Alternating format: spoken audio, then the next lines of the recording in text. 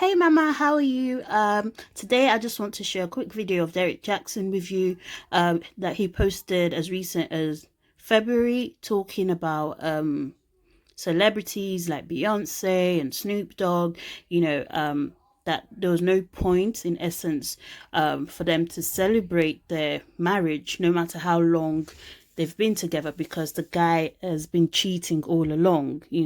So, and now come to find out he's doing exactly the same thing. I don't have a problem with people having flaws or being human, but when you're going to preach against the very thing you struggle with, is like me struggling to let's say eat salad every day, for example, and then I come online, people that don't eat salad are idiots, people that don't, that are not like me, salad lovers like me. I mean, just being fake. That's the whole point. That's why I have an issue with this guy, because he is a liar, basically. Let me know what you guys think so I don't go on a big rant. Have a lovely day and keep shining. Love you. So I got sent this post I found really interesting. It was I guess a post originally from a guy, don't matter. He put patience, understanding, sacrifice, ...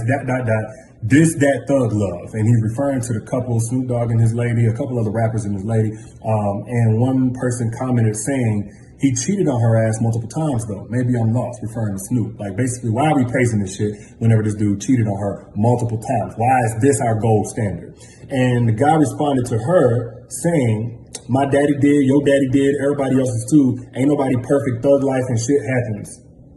This is how these dudes be texting y'all. Anyway, perfection is what you make it. You can't run every time it's a problem. And he went on to post Beyonce and Jay, and he said something like, never should pride or fear of embarrassment guide you as I've lived, listened, and watched. I see the easiest shit to do is run when trouble comes, as in most cases it's because of what you think or know everybody else will say about you, not realizing no one is exempt from bullshit. Perfection is what you make it. You got to be resilient, blah, blah, blah. Let me say this, man, before I even get started. I have no problem with anybody in those pictures or all the specific examples that decided to go forward with their relationship, beyond betrayal, beyond, getting cheated on, infidelity, whatever. Look, they got more information to work on than I do, judging from the outside looking in. So if they happy with it, if they like it, I love it. The women ain't got no problem with moving on with those guys. I ain't about to sit here and shame them or judge them for doing so. But based on what this guy was doing, was praising, their resilience and the fact that they bounced back after all of this infidelity and cheating. It sounds a lot like if somebody was to praise a slave for their work ethic.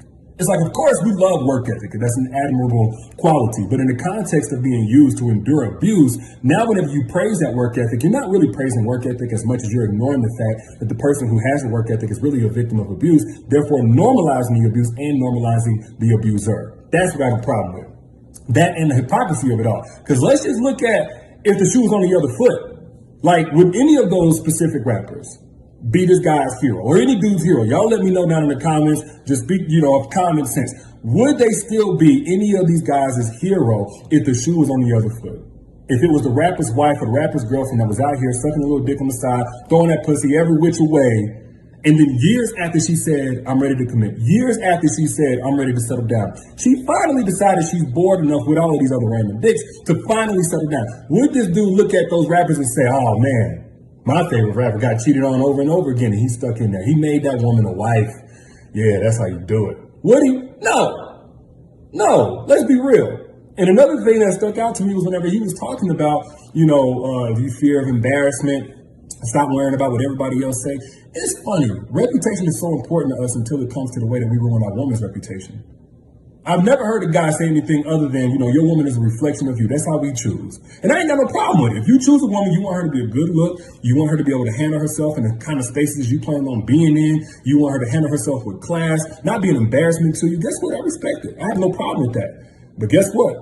Women don't want to be embarrassed neither. Women don't want to be disrespected. And I would go so far as to say that whenever you out here dealing with these other girls and handling yourself a certain way, you're not so much a reflection of your woman as much as you are a reflection of how you feel about her, but most importantly, a reflection of how much value should be put on your word as a man. And you know what they say, a man is only as good as his word. So 9 times out of 10, we know these dudes ain't saying, look, I'm gonna put you through hell and back to finally get what I'm committing to give to you without all of this bullshit. We know that they're not doing that. We know they got them fooled. We know they out here doing this shit in secret. They're in these DMs, probably getting curved most of the time, but they're in these DMs. They're in these girls' faces. So if nothing else, you're not necessarily a reflection of your woman, but you're a reflection of your own bitch assness because you can't keep your word. And all offense intended to whoever has a problem with that. But this is why I believe heavily in assessing a man's problematic potential from the very beginning. That's a concept I go in detail about in my book, Don't Forget Your Crown. So if you want to know more about that, click the link in the bio or the caption wherever you see it. I'll put a 50% off link so y'all can get it for the low if you haven't gotten it yet.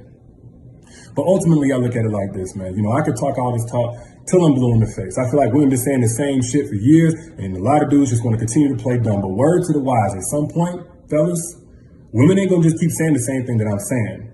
At some point, they're gonna start keeping the same energy and then see what you got to say. See how resilient you are. See how much you're willing to bounce back from the hard times and not let a problem stop you and not worry about what other people say. Then what you gonna do? But y'all let me know what you think in the comments. Again, Don't Forget Your Crown book, 50% off at the link in the caption. That expires tonight. I'll let y'all later. Be good. Peace.